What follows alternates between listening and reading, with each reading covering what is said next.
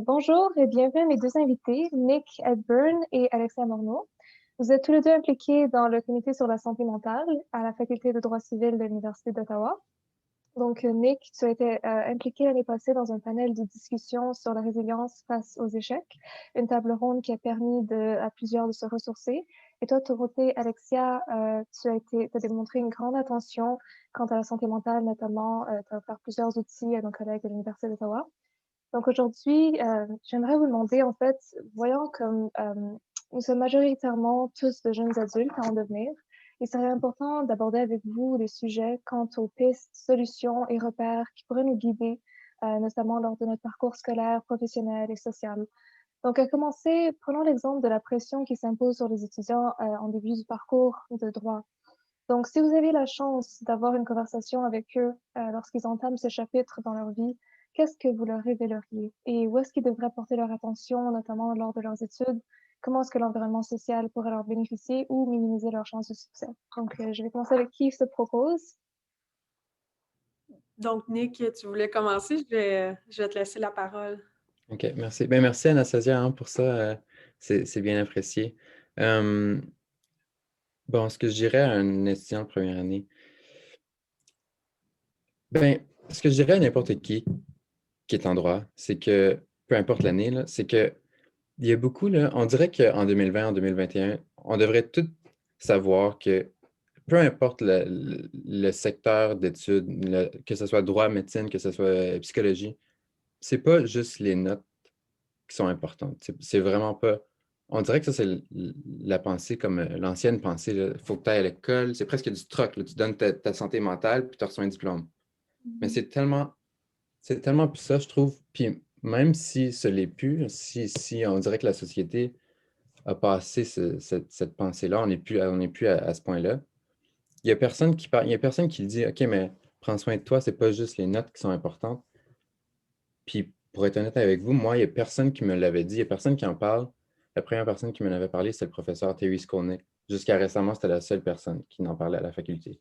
La santé mentale, c'est important. On ne l'entend pas souvent, là, on l'entend vraiment pas souvent. Puis c'est ça que je dirais, c'est que oui, c'est super bien d'étudier en droit, mais faites attention à vous-même. Allez à l'école pour apprendre. Prenez ce que vous pouvez prendre. Si on n'a pas des A+, si on n'a pas des A, c'est pas grave. Allez à l'école, prenez ce que vous pouvez prendre. Participez dans des groupes pour montrer que vous avez un esprit de collaboration, d'entraide, mais on va pas s'acharner sur les notes en, en échange de notre santé mentale. C'est vraiment pas ça le but. C'est ça que je dirais à un étudiant en droit, c'est ça que je dirais à n'importe qui. Je suis tellement d'accord avec ce que mon collègue vient de dire. Puis moi, ce que j'aimerais ajouter à ces propos-là, c'est que j'ai la fervente croyance qu'il y a de la place sur le marché du travail pour tout le monde. On a tendance, surtout en première année, d'avoir beaucoup de... Les gens viennent nous voir, puis c'est beaucoup les grands cabinets.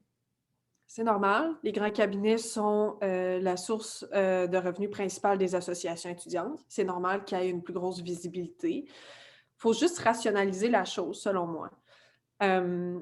Le droit, puis avoir du succès dans le droit, c'est pas nécessairement les grands cabinets. Oui, c'est un chemin, mais ce que j'aime dire aux premières années, c'est qu'il n'y a aucun chemin universitaire qui est pas bon. Puis ça, c'est peu importe si les gens décident de faire un changement de carrière, peu importe si tu décides d'aller faire le barreau, si tu décides d'aller à la maîtrise, de faire le barreau plus tard, c'est correct. Il n'y a pas de problème. Puis je pense qu'on a tous dans l'idée que, OK, c'est avoir des bonnes notes, les meilleures notes possibles pour ensuite rentrer dans les cabinets les plus compétitifs possibles, avoir les clients les plus renommés, puis faire beaucoup de sous. Je trouve que c'est beaucoup ça. Mais je pense qu'on oublie des valeurs humaines comme la passion, comme l'amour de soi et l'amour des autres qui nous entourent, parce que cette compétition malsaine-là d'avoir les meilleures notes et tout, d'avoir les meilleures entrevues pour la course au stage, des fois, on oublie peut-être qu'il y a des gens autour de nous qui sont dotés d'émotions, qui sont sensibles. Donc, c'est aussi de rationaliser ce qu'est le monde du droit, j'ai l'impression. Euh, il y a aussi un aspect que Le droit, je dirais, c'est un domaine qui est particulièrement, pardon, qui est particulièrement difficile. Il faut aussi rationaliser ses attentes, selon moi. Puis c'est de dire, moi, quand je rentre en première année, comme Nick en parlait, c'est peut-être pas nécessairement de se dire, ben moi, je veux avoir des A+ partout. Peut-être de se dire, OK, ben une chose à la fois. Je vais commencer, je vais essayer de m'habituer à mon nouvel environnement. Surtout, je pense notamment aux gens qui ont commencé en ligne. C'est vraiment particulier. Donc, c'est de s'adapter aux circonstances, de s'adapter à un nouveau mode d'enseignement. Donc, c'est de pas trop accélérer les choses. Chaque chose va vraiment prendre son temps. Puis je pense que quand on va vraiment voir ça par étapes, ça va être plus facile aussi. Je veux dire, une montagne, on ne regarde pas le sommet tout de suite, tout de suite. Il y a des étapes, on la franchit tranquillement. Et je pense que ça devrait être comme ça pour la première année aussi. Puis c'est en omettant de se mettre cette pression-là que, on va tellement plus profiter du bac, on va s'impliquer plus parce que les notes, oui, c'est super important, mais comme moi, par exemple, je voulais m'impliquer, je voulais rencontrer des gens, j'avais envie de rire, j'avais envie d'être sociale. Puis maintenant, je peux affirmer que mon bac, c'est les plus belles années de ma vie. Donc, je pense qu'il y a ça aussi, c'est de se développer dans tout ça, puis de ne pas se créer une boîte et d'anticiper la boîte, de se dire, OK, ben oui, moi, je pense que je veux me rendre là, mais il y a plein de boîtes possibles. Donc, oui, c'est d'avoir des objectifs réalistes, mais de ne pas anticiper non plus. Donc, je ne sais pas si c'est clair ce que je dis, mais c'est vraiment d'y aller une chose en son temps, parce que quand on est en première année, c'est pas tout de suite l'heure de la course au stage, puis c'est pas tout de suite nécessairement l'heure du palmarès de la doyenne, puis c'est pas tout de suite nécessairement l'heure des cocktails avec les grands cabinets et tout. Donc, vraiment de prendre son temps, puis de voir la vie, c'est ça, là. Des fois, c'est vraiment... Ça peut être tellement beau quand on est raisonnable, puis on est rationnel dans ce qu'on voit, puis c'est pour ça qu'en voyant petit par petit, c'est plus facile de justement prendre du temps pour soi, puis de garder une santé mentale plus saine, je dirais. C'est super vrai. Puis je rajouterais peut-être avant qu'on passe à la prochaine question, tu en as parlé un peu, Alexia, de la course au stage. Je trouve que c'est la partie la plus stressante du bac. Puis on dirait que c'est la partie la plus laide aussi. Ça montre tout ce qui est de mauvais par rapport à la compétition en droit, puis les gros cabinets.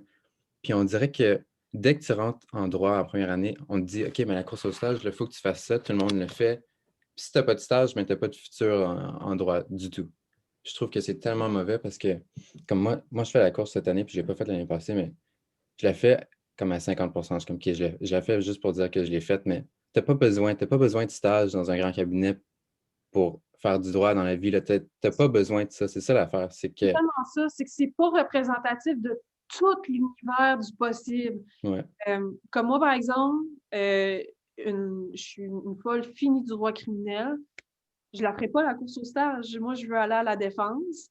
Puis je pense que l'université, c'est super difficile de gérer l'apport financier que donnent les grands cabinets pour la visibilité versus on va montrer tous les champs possibles aux étudiants pour pas qu'ils se sentent trop stigmatisés. Je pense que cet aspect-là, c'est super difficile, autant pour les associations étudiantes que pour l'administration de l'université.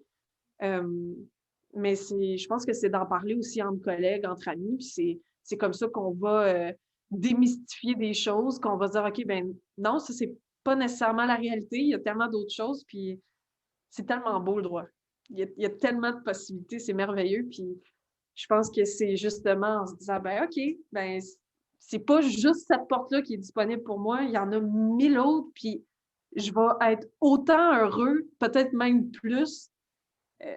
Des fois aussi, c'est de dire c'est quoi qui est bon pour moi, puis c'est d'apprendre à se connaître aussi, puis de dire, OK, ben moi, je suis faite pour ça, de se poser des questions. Puis je pense que quand on rationalise la chose, je reviens à mon argument de départ, mais c'est qu'on ne verra pas le gros morceau. Donc, ça va éviter d'anticiper, ça va éviter justement un amas de stress qui arrivera peut-être même pas, finalement.